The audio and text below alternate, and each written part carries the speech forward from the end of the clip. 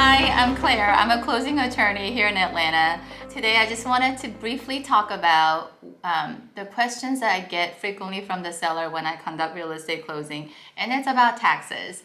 So when sellers sign their documents, which is not that many, buyer signs most of the documents, but they'll say, hey, do you know how much taxes I have to pay when I sell this property? Well, I don't know, because everybody's situation is different, your base is different, your expenses are different, but I just wanted to briefly talk about two IRS code that mainly applies when you sell your primary or your investment house.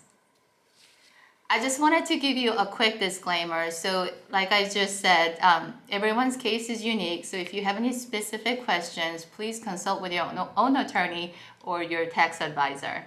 So in general, when you sell your real property, there are two main tax code that could apply. First one is IRS code 121 and second one is IRS code 1031. The first one, what we commonly call as a primary residence exclusion is, it just simply says from the date of a closing, you look back 5 years, and if you live in the house at least 2 years as a primary residence, and if that's the case, if you're a joint filer, you get to exclude up to $500,000 in capital gain taxes, and if you're a single filer, up to $250,000 in capital gain taxes. So which is really powerful tool. That's why most people say that, when you sell your house, you really don't have to pay any taxes. Yes, that is, for the most part, it is true statement when you sell your primary residence. Second scenario is when you sell your investment property. Let's say hypothetically, this person bought a rental house for $300,000. Now they're selling it for $700,000. So that person actually has a choice. They could sell the property, pay the capital gain taxes, or if they want to continue to invest, they could defer taxes by doing 1031 exchange. So what is a 1031 tax defer exchange? So I'm native Korean, so there's an old Korean saying that if discipline is coming your way, you just get it out of your way. So if you compare your obligation to pay taxes, I guess a capital gain tax as a discipline, 1031 does exactly opposite of that Korean saying, you face the music fast. You defer your discipline. So as long as you do 1031, as long as you keep investing, you get to defer taxes. So there are three types of a 1031. The first one is swap. Second one is delay or simultaneous exchange. Third one is reverse 1031. Swap. So what is a swap? So it's actually really simple. A and B, they both own the property. They just simply exchange the property with each other without any money being involved. So in order for swap exchange to take place, they both have to agree what the value of the property is, and it's sort of an even exchange. I personally have never seen anyone really doing a swap exchange because I think it's really hard for individuals to agree what their properties are worth. I would think my property is worth more than your property. That's just a human nature. So I think it's just really hard for both parties to just completely agree to just switch or swap the property with full understanding of what the value of each other's properties are. So like I said, I've never personally seen it, but it could be done. The second one is a regular exchange. Some people call it delay exchange, and some people call it simultaneous exchange. So this is how the regular 1031 works.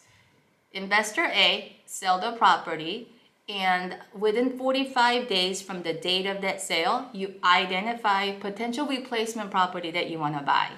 From 180 days from the date of initial sale, you buy a replacement property. That way you get to defer taxes.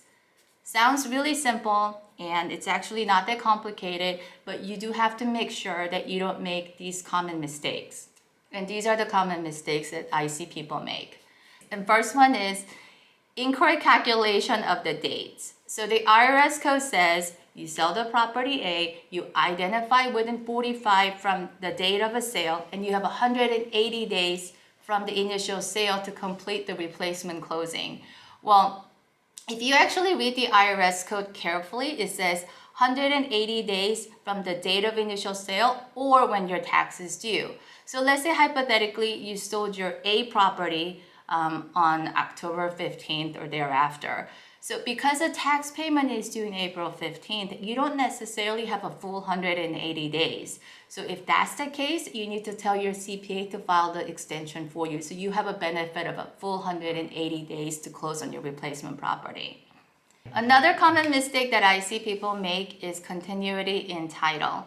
So let's say if you sell the property A and that was under your husband's name, when you buy the replacement property B, it has to be under your husband's name. It cannot be under your wife's name, even though you guys do joint filing. Name of a person who sold the property A also has to be on the replacement property B, and IRS says that the tax ID or social security number has to be identical. The other mistake that I see frequently is that people forget to, tell their closing attorney or a realtor that they wish to do 1031. So reverse 1031 does not mean you go ahead and do the closing, get that money in your pocket, go back and buy the replacement property B and say, now that's a reverse. That's not how that works. 1031 law specifically states once that money is in your pocket, there's no more 1031. That's not what the reverse 1031 means, okay? So it's really important for you to tell your realtor and your closing attorney if you wish to do 1031 for them to arrange for 1031 prior to closing. So at the time of a closing, your contract is assigned and the closing statement reflects the name of a 1031 company as a seller. Lastly, I'm going to briefly talk about what the reverse 1031 is. You rarely see anyone doing reverse 1031. Number one, it's pre-complicated, and number two, the cost of setting up reverse 1031 could be close to $10,000, and at the end of the day, it might just not be worth it for residential property or shopping center. So it's mainly reserved for a group of investors who's flipping apartment complex or a huge the real property portfolio. So just a quick illustration of how that works is like this. So a group of investors, they're under contract to sell apartment complex called property A, and they're under contract to also buy property B. There was some delay in this closing and they don't want to lose opportunity to acquire property B. So the investors come up with their own cash, buy the property B, but they park title with a 1031. And once they finish closing in property A, the 1031 company will give that title back to the investors. I know it sounds really complicated. 95% of time, you never will see reverse 1031. So it's just for your information only.